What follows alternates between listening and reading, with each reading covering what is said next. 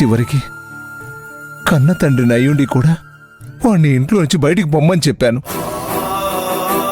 ఆ అమ్మాయి ఇంట్లో ఉండటానికి వీల్లేదు అన్నాను. రాఘవా, నువ్విలా ఉంటే ఎలారా? అవతల శౌర్య పెళ్లి అనుకున్నావు, ఈ సమయంలో ఇలా జరిగిపోయింది. దీని గురించి ఆలోచిస్తూ కూర్చుంటే పెళ్లి పనులు ఎవరు చూస్తారా? నా మాట విను, మనసులోంచి ఇవన్నీ తీసి పక్కన పడేరా.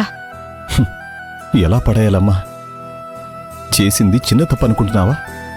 తను చెప్పిన అబద్ధాలను నమ్మి మాధవని భూమిని ఎన్ని మాటలన్నాను నేను?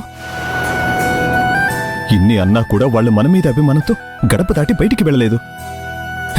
కానీ ఇప్పుడు బయటకొచ్చి వాళ్ళ ముందు తిరగాలంటేనే నాకు ఏదోలా ఉందమ్మా. రే రాఘవ, భూమి నిన్ను ఎప్పుడు అపార్థం చేసుకోలేదు, వాళ్ళు చేసుకోరు కూడా. అలేకే ఇదంతా చేస్తుందని వాళ్ళకు తెలుసురా.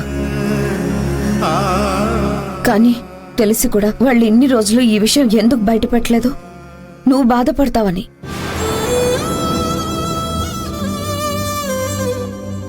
మన అపార్థాన్ని కూడా అర్థం చేసుకునే మంచి మనసురా వాళ్ళది. వాళ్ళేదో అనుకుంటారని నువ్వు బాధపడుతున్నావు. నా మాట విని జరిగింది మర్చిపోరా. మర్చిపోలేకపోతున్నానక్క. నేను అన్న మాటలకి వాళ్ళిద్దరూ ఎంత బాధపడుంటారో అని తలుచుకుంటేనే నా మీద నాకే అసహ్యం వేస్తుంది. నా తమ్ముడు విషయంలో నేను ఎందుకు ఇలా ప్రవర్తించాను, నా తమ్ముడు ఇలా ఎందుకు చేస్తాడా అని ఆలోచించలేకపోయాను. భూమి ఆ విధంగా ప్రవర్తిస్తూ ఉంటే ఎప్పుడు లేనిది ఈ అమ్మాయికి ఏమైందో అని ఎందుకు ఆలోచించలేకపోయాను. వాళ్ళిద్దరూ ఎప్పుడు కరెక్ట్గానే ఉన్నారమ్మా. వాళ్ళ మంచితనాన్ని అర్థం చేసుకోలేక ప్రతిసారి నేనే తప్పు చేశాను.